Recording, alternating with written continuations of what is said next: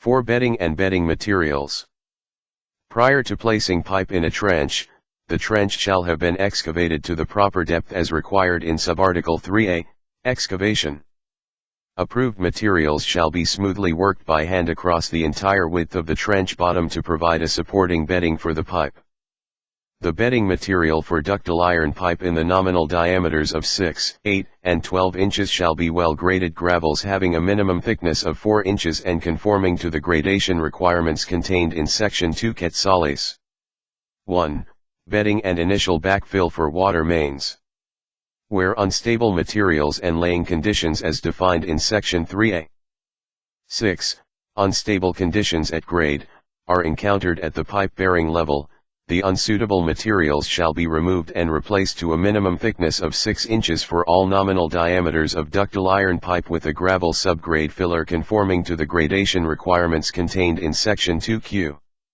1. Bedding and initial backfill for water mains. 5. Cleaning ductile iron pipe.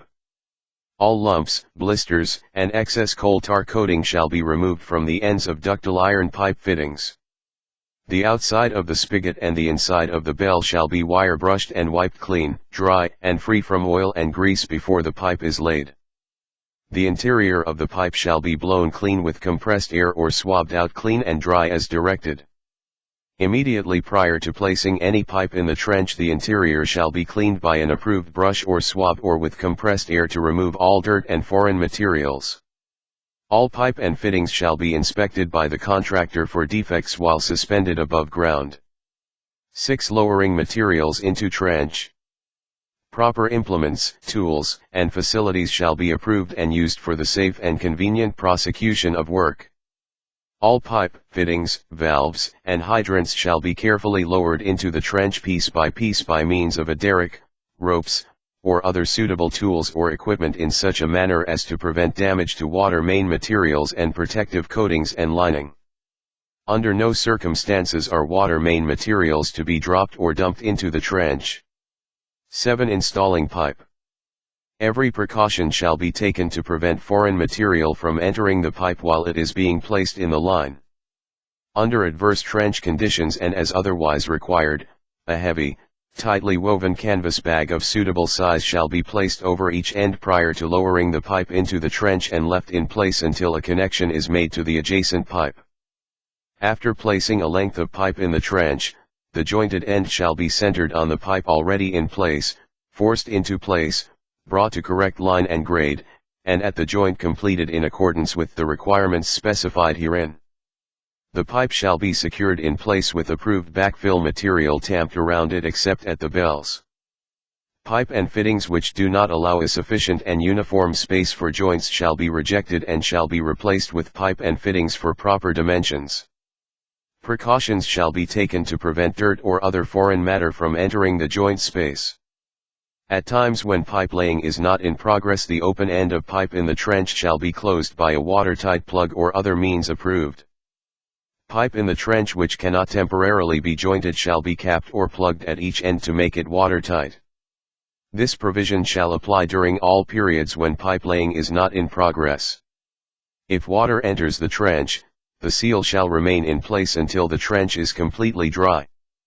8. Defective or damaged material. Pipe and accessories shall be inspected for defects prior to being lowered into the trench. Any defective, damaged, or unsound material shall be repaired or replaced as directed.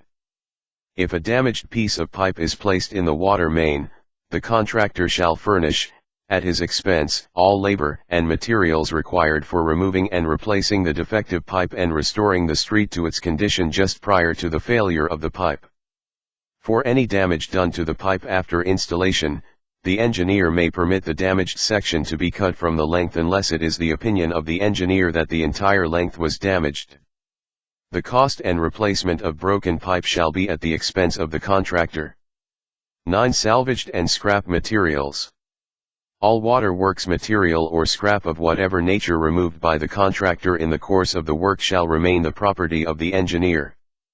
Unless authorized to be reused in the same job, salvaged materials shall be delivered to and unloaded at the materials storage yard at East Side Service Center 3930 E. Houston Street by the contractor under observation of and at the direction of the engineer. Items too heavy to be handled manually shall be unloaded by equipment. The contractor shall be responsible for all materials until they have been turned into the engineer and until a receipt for them has been delivered by the engineer. Salvage operations shall be considered subsidiary to the installation and will not be paid for directly. 10. Water for contractors' use.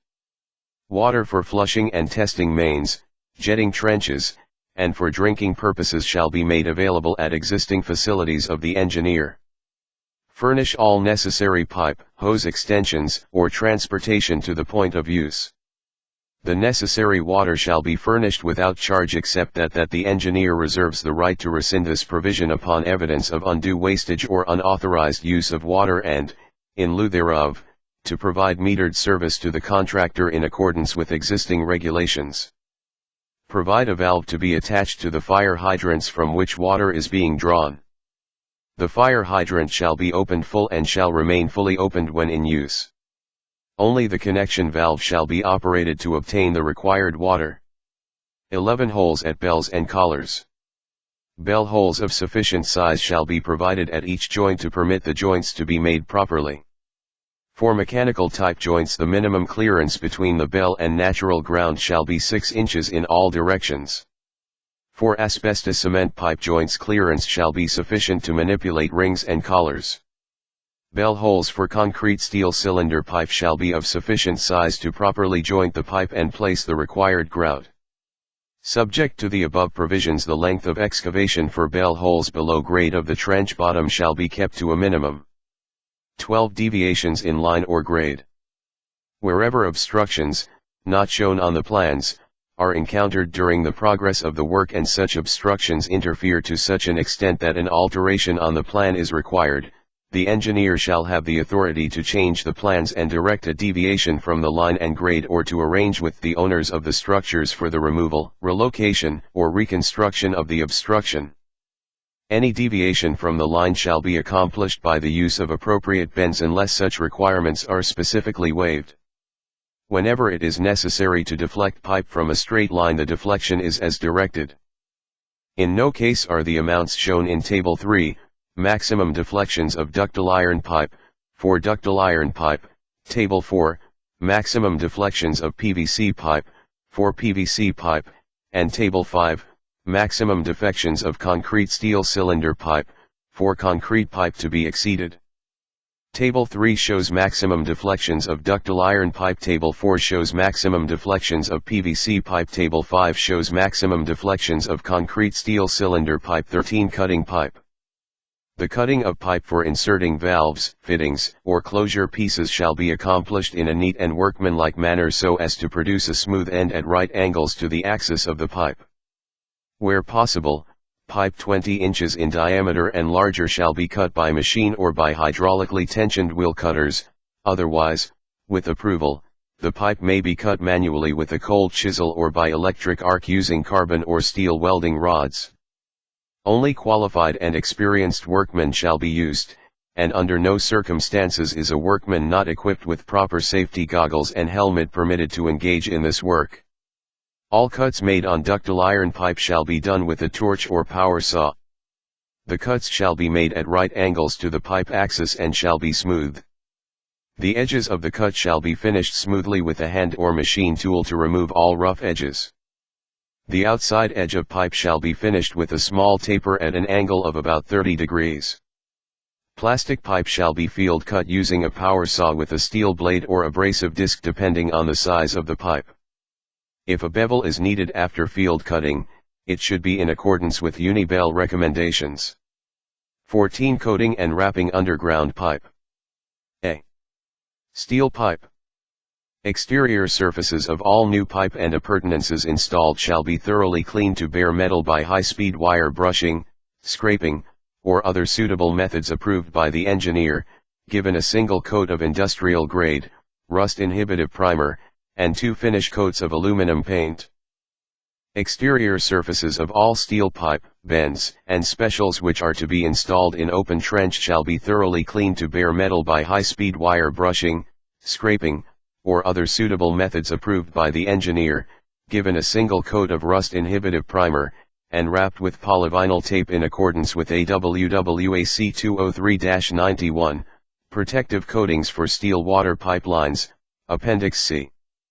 After installation of pipe, bends, and specials, all ends of pipe adjacent to welded field joints, including the weld proper, shall be cleaned, primed, painted, or wrapped as specified for the pipe adjacent to the weld. The interior surfaces of all steel pipe, fittings, and specials shall be cleaned by sandblasting and them primed and coated in the shop with coal tar enamel. The procedure for coating flange joints and mechanical coupling joints when used with steel pipe shall be as specified in Section 3B. 15. Protective coating and wrapping on joints.